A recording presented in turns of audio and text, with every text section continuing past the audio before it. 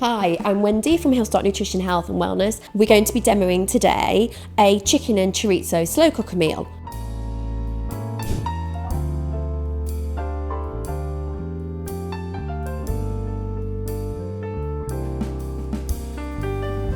What I really want to share with you is some of my top tips for ways that you can make life easier for you in the kitchen. One of my favourite things to do is to prep tomorrow night's dinner while I'm making tonight's dinner, because let's be honest, if you're chopping one pepper or one onion, you might as well chop 3 or 4. This recipe, you can adapt to make it on a tray bake. One of my favourite things to do is to just chop a load of onions and a load of peppers, pop them on the tray bake, pop them in the oven and have them cooking. The other thing that I would say is when you're putting the oven on, make sure you're putting as many things as you can in the oven. So why not add a couple of potatoes and pre-bake them, and then you've got a lunch almost prepared for the next day or a couple of days later. And my top tip on potatoes is that if you cook them, cool them, and then reheat them, it increases the resistant starch, which basically means it makes them healthier. It takes our body longer to process them. It means their GI, the glycemic index, it has dropped, and their fibre has increased. So just making them healthier. So if you're trying to watch the carbohydrate levels, cook your spuds, leave them to cool, and then reheat them. They're much healthier for you. Just a little bit of chorizo to really bring those sort of Spanish flavours. We've got some red onions, some tomatoes, red peppers, chicken, chickpeas, chopped tomatoes, and then we've got some herbs and spices, which I'm going to talk to you about as well. So we have red lentils. Now we don't need those yet. I'm going to be talking to you those a little bit later. We're going to pop them in the slow cooker in a little while. So chorizo goes first. So it has a skin on it. So we're just going to peel that skin off, and then we're going to roughly chop. So we're kind of going for about the same size as your chickpeas, maybe a little bit bigger. Now I'm going to pop these on the tray to show you how I do a tray bake, but then we're going to put them in the slow cooker. I'll talk to you about that in a minute. So we have chorizo, onion. So this is quite a chunky sort of stew, so you don't need to be really fancy. You don't need to have some great chopping skills. Just get it in the pan. Now for the peppers. Peppers are high in antioxidants, so really great for mopping up any damage in the body. They're also a great source of vitamin C. Again, you can see I'm not being too fancy about the size, just chop through whatever works for you. Peppers also high in vitamin A, which our body converts, and it's great for things like our eye health. So as you can see, this is now all on my tray. Now these are the ingredients that I'm going to use for my slow cooker meal, but we can easily use this as a tray bake. You could put some olive oil on this, any herbs and spices that you like, and then nestle in the chicken or salmon or pork chops, nestle them in to the vegetables. Pop that in the oven, probably cook it for about 20 minutes or so.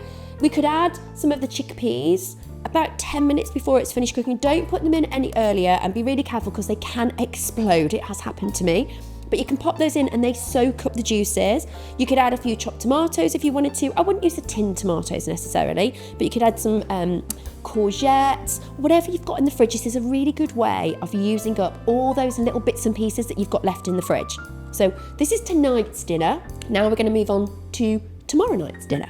So this is my monster slow cooker. You do not need a slow cooker like this. This kind of does everything.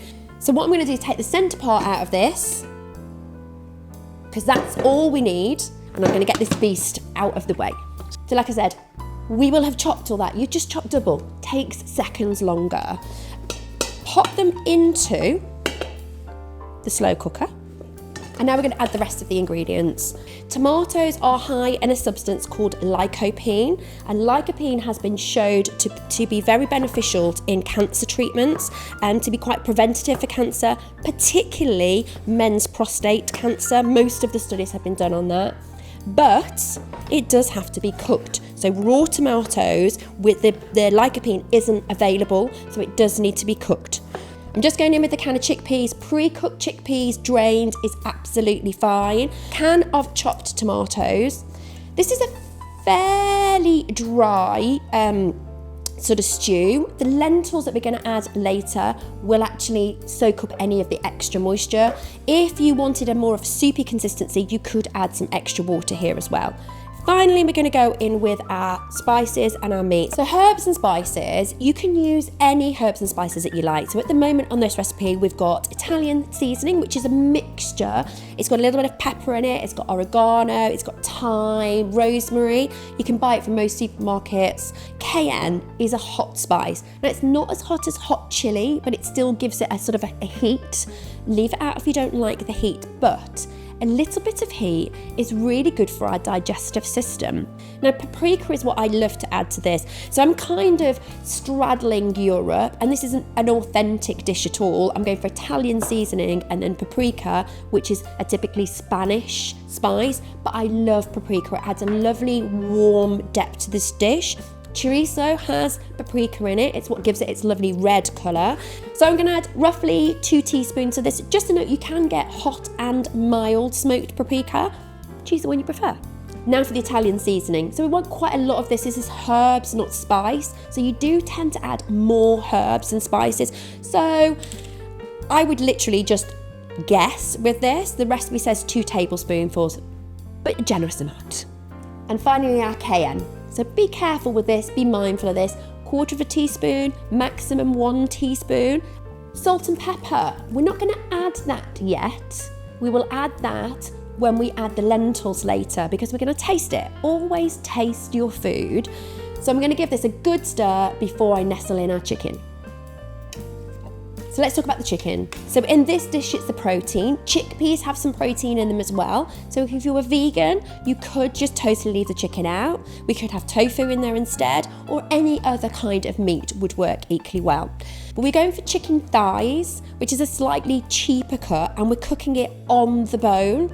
I love to cook meat on the bone. It gives it more flavour, it makes it more moist. We're not using loads of chicken in this. We're just going to have 1 thigh per person.